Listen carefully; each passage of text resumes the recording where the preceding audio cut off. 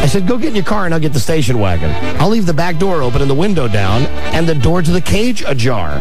Just slowly drive off. Well, the car hadn't rolled 10 feet when Scatter was on that sucker. He thought we were going to leave it. Right. He stuck so tight to us, he looked like adhesive tape. We paid when we checked in, so we just took the keys and threw them on the front desk and took off before anybody discovered how bad it was. Hey, man, I got a chimp. I want that chimp. As much of a terror as he was, Scatter was also capable of behaving like a gentleman. Alan used to love to take him for a ride in Elvis's Rolls Royce. He'd buy little suits for him. That's normal. You know, that's the thing you want to see when you're driving down the street. Yeah. Hey, look at that. That's Elvis's car. And sometimes Elvis would stick a chauffeur's cap on him and balance him on his lap. When they'd meet a car, Elvis would duck down to make it look like Scatter was driving. One guy drove right off the road. There you go. Man, you know, you got to give the king of rock and roll credit. He knew how to have a good time. Yeah. Okay, next part. We came home one night. Oh, sorry, next cut. Wait a minute. Oh, and here's a picture, Mike. A visual aid. Here's a picture of Elvis with Scatter. You know, Elvis not missing a beat. It looks perfectly comfortable to be in Scatter's presence. One night we came home and found out that Scatter had bitten Jimmy, Elvis's butler, real bad. Oh, chimps can bite. Elvis was furious. Jimmy was all upset and yelling and threatening to quit if Elvis didn't get rid of the monkey. Scatter was upset, too. We kept him in Elvis's basement underneath the steps. And Alan tried to get him to go downstairs to his cage, and he wouldn't go. That's not to be confused with the donkeys that are in the pool. The empty pool. Elvis finally calmed him down, and he walked up to Scatter and stood over him. Scatter was on top of his cabinet, and he looked up at Elvis with those big innocent eyes, and all Elvis does was stare at him. Finally, Elvis said, "You coconut-headed little MFer. You better get yourself in this cage. And you better not bite anymore. You better not bite anybody anymore either." Scatter hopped off the cabinet and slowly walked downstairs like a man going to the electric chair with his hands folded. We all followed him. Alan put his hand out for Scatter to hold it, but he wouldn't do it. He had too much pride. Elvis fell on the floor laughing. One night, Elvis hit him with a cue stick. He hit the monkey so hard that the chimp just saw stars. Wow. And then he ran up the curtains. I said, God almighty. I came down with a gun and I said, Elvis, if you'll lead him about 2 yards, I'll shoot him. Oh, God. Wow. We had a huge projection screen on the wall in the basement den, and it was covered by drapes. Lovely bunch of guys. Scatter would always run up the side of that damn thing or get up on the drapes and start swinging. One time he miscalculated it a little and went right through the screen. Punched a hole in it with his little monkey foot. He was cute, but so destructive. He pulled out Elvis's phone lines more than once. Another time, Lamar says the damn monkey had just bitten him and caused a lot of problems and tried his patience every which way. So he went out and got a hot shot. That's kind of a cattle prod. Oh, man. Lamar knew that chimps hate water. So he ran a tub full of water and forced him to get into it. And he landed in the water and he started going... I said, okay, you little bastard. And I jammed that damn cattle prod into him. And I promise you, every hair on his monkey body stood straight up. Oh, my God. Everybody came in and Elvis said, you're trying to kill my monkey. And I said, yes. Elvis, I'm going to kill the son of a bitch right here. I hated that damn chimp. Elvis used to wait until the den was filled with girls, and everybody was real comfortable and having a nice time. Then he'd whisper, okay, boys, let him out. We'd open the door, and out from under the steps, Scatter would come running out, whooping like crazy and scaring a couple of people so bad they almost had heart attacks. Because he could make some noise. He was about 4 feet tall, and he made an impression. And he loved the girls. Alan taught him a lot of things, but he learned some on his own. When a woman got up to go to the bathroom, for example, he'd run and hide behind the bathroom door. And in a minute, we'd hear a real bad scream and this frantic grabbing of the doorknob. That girl would bolt out of there screaming her head off, and then would come Scatter, waddling after her. One time, this big, tall girl named Patty was over at the house. She didn't know about Scatter, and the sucker made his entrance. He came in with that screeching and with his hands up and she thought he was going to attack her. He didn't, but he kept trying to look up her skirt. She told him to stop, and when he wouldn't, she said, you do that one more time, and I'm going to knock the hell out of you. Well, naturally, Scatter did it again.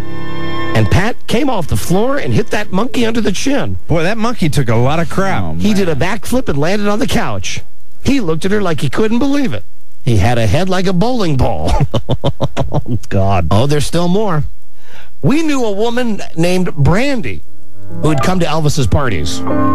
She was a stripper, but she didn't come to the party as one. She was a guest, but she liked to play with Elvis's monkey. So to speak. Yes. One night, the monkey got in her lap, and she had on a low-cut blouse. Scatter kept running his finger down her cleavage. Elvis said, "Is he bothering you?" She said, "No." I got my cue stick right over here, man. So Elvis said, "If you don't mind, let's see how far he'll go." And the monkey started to unbutton her blouse with both hands. Maybe Elvis was giving the monkey some private training. Scatter started off with someone's drink one night. Turned out he was a damn suds head. He liked beer, but he could down a fifth of Elvis's liquor before you know it. He get so damn drunk he'd fall off the couch and just slide. He got loose in Bel Air once, and the next-door neighbors were real upset. The final straw came when he went over there when they were having a fancy cocktail party, and Scatter went roaring through the house. He went, woo, woo, woo. So that did it. Scatter was banned from Bel Air. We had to take him back to Memphis. Oh, dear. Scatter met a sad end. We put him outside behind Graceland. He couldn't stand being left alone after all the attention he had gotten. He died out there by himself, hanging on to the side of the cage. When we took Scatter back to Graceland, the maids had to feed him because Elvis was gone so much. One day, a maid named Daisy went out there, and she had her wig on, and Scatter grabbed the wig right off her head.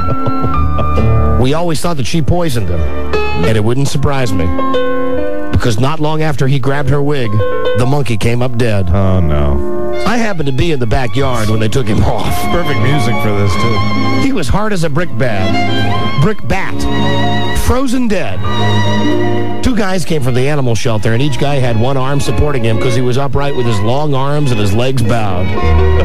It was eerie. It kind of shocked me. Oh, Scatter, we hardly knew you. Elvis never even asked what happened to him. Elvis just forgot about poor old Scatter. Oh, man. Well, that's what happens when you're a big rock and roll star. Me and Alan, we cried and cried. That's just part of the story of Elvis and his pet monkey, Scatter. That's a sad story. Yeah. That chimp took too much abuse. Yes. So, Mike, it wasn't all fun and games being Elvis Presley. No, it really wasn't. And, who knew that story would have such a tragic ending? I sure didn't. That's a lesson, kids. 15. Excuse me. When the evening shadows fall and you're wondering who to ball Like this? for a little company. There you go. All right, hit it. No, it's fifth. Old crow. Don't run away with it. Hit it, Charlie. Nay.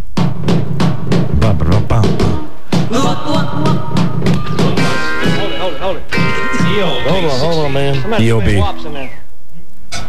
Once more. 1, 2, 3. Too many wops. That's what he's going to say here. Too many wops.